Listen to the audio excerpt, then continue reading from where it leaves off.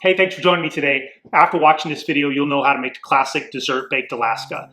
It's basically an adult ice cream cake. What it is ice cream surrounded by either pound cake or sponge cake, and then it's frosted with a meringue. Today I'm going to use an Italian meringue. It tends to be the most stable of the three types of meringue.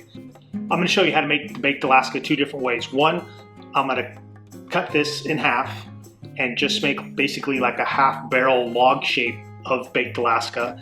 And then I'm also going to line some molds with pound cake, put the ice cream in the middle, and then invert that mold to make an individual portion of baked Alaska. The other necessary thing for all baked Alaska is to actually bake it. So after you frost it with a meringue, you either could use a blowtorch, something like you would use for a creme brulee, or you could put it in an extremely hot oven for a few minutes until it starts to brown up a little bit, but just for a few minutes before the ice cream melts. If you do the oven technique, you really have to make sure your ice cream and your freezer are very cold. That's why I choose the blowtorch technique. It just seems to be a little more forgiving and you have a little more control of where you're caramelizing the meringue. So let's do it. Okay, the first thing you want to do is create a base for the baked Alaska ice cream. You want to cut it so it's just a little bit wider than your ice cream log. This metal tray is actually the cookie sheet pan for my toaster oven, so any small cookie sheet pan would work for this. You do want to have a tray small enough that you could put in your freezer because you need to chill the ice cream after we put it on top of the cake, before we put the meringue on there. I'm going to cut right through the middle of this.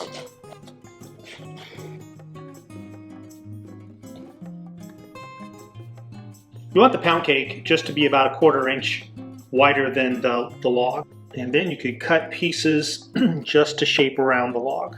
It doesn't have to be pretty because again, it's going to be covered with meringue. Usually the base, I like to have it be a little thicker, closer to a 1/4 inch to 1/2 inch, but the top could be more like from 1/8 of an inch to a 1/4 inch.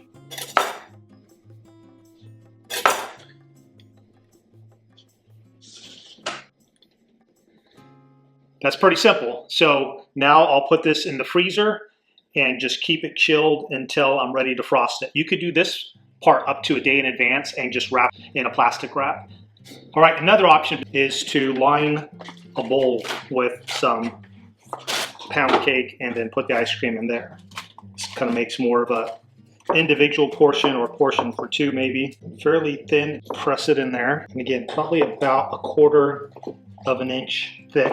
The last option and the simplest, you could do this with the log also. And I recommend this especially if you're doing it with the blowtorch. It's an easy way to do it, is you just line the bottom so it's not surrounded by pound cake or sponge cake. It's just the base has cake on it. For the base, about a 1/2 inch thick. So we'll just put a scoop of ice cream on here and then after the meringue. You want to try to have it to be as close to a symmetrical shape as you can.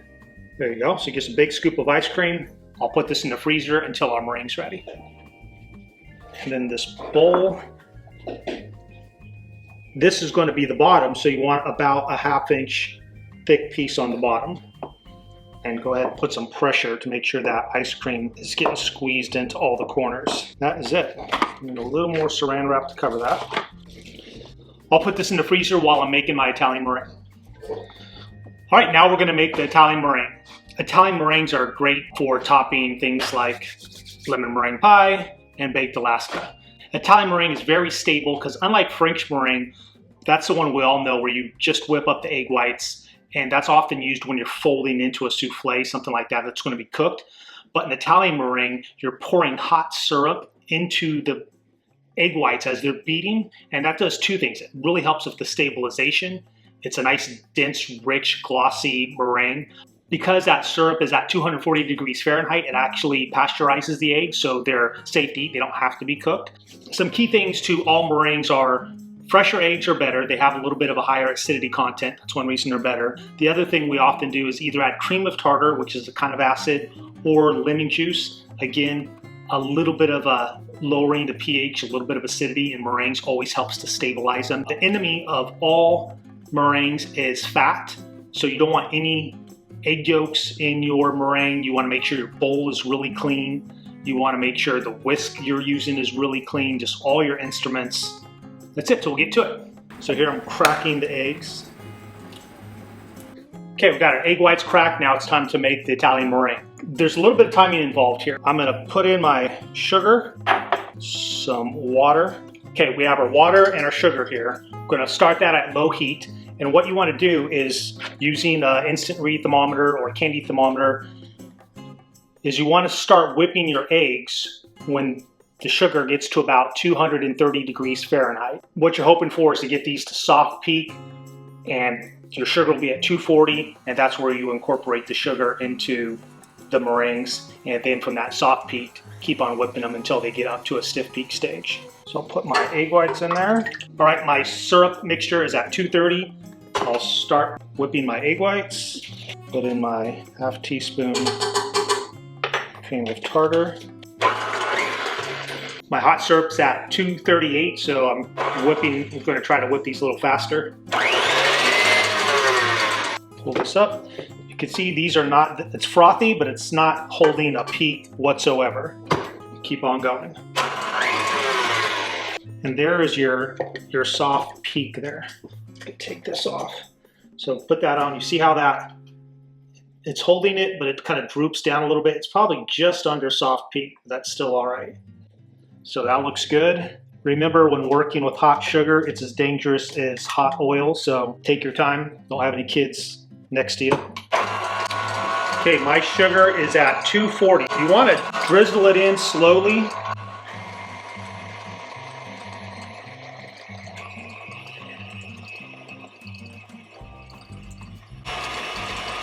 That pot with the sugar in it, just fill it up with water and the sugar will dissolve. That's the easiest way to clean it. And you can see these are still like at soft peak.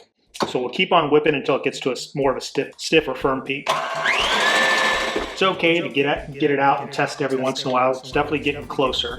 See how that's getting more firm now. If I, demonstration purposes, take this out. It's definitely firm, and you see how it's still drooping down, so it's getting there. You can see how in the bowl it's holding the peak, and over here it's holding the peak. So we're good to go.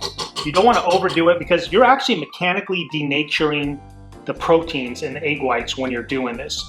Proteins are tangled amino acids together. They're in a structure that every protein has its unique structure, but by whipping them so violently like this, they're actually kind of spreading apart and trapping water and air. But if you keep on going, you actually could stretch those proteins beyond the point of no return. And if you reach that state, it'll start to weep out water. So you don't want to overwhip them either. Frost our baked Alaska.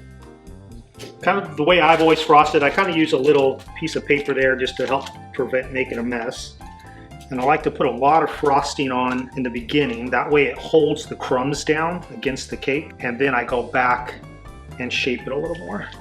If you don't put a lot of frosting on your spatula, a lot of times it tends to want to pick up crumbs. Now I would shoot for about a 1/2 inch thickness on the actual meringue.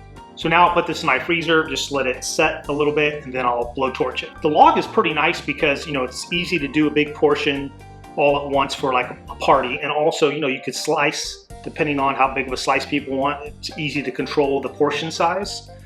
So more people show up, thinner slices, and that's it. Put this in the freezer. All right, now here's the baked Alaska that I put inside just a little soup bowl. This is probably a portion good enough for 2 people to share. Whoa, that's why it's nice to have that plastic wrap there. Now I'll put this in my freezer, and the last serving, this is a nice individual size. I have a piping bag I'll use on this one.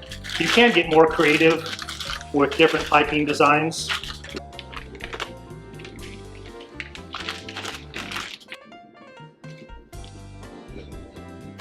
All right, my baked Alaska was in the freezer for about a 1/2 hour. Definitely the ice cream cake part without the meringue could be done a day or 2 in advance.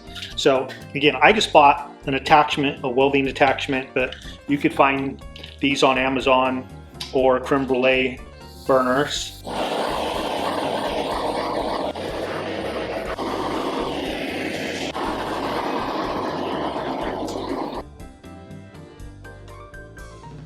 And then I like to have some water to clean off my knife in between slices. Now I'm going to brulee the baked Alaska that was in a bowl shape. All right, these turned out great. Now you could do this too. A lot of different variations you could do. The recipe's enough for 2 of these big logs if you want to do that, or if you want to do 1 big log in smaller pieces, just however you want to put it together. Go out there, be creative. Thanks for joining me today. Now go cook for someone you love.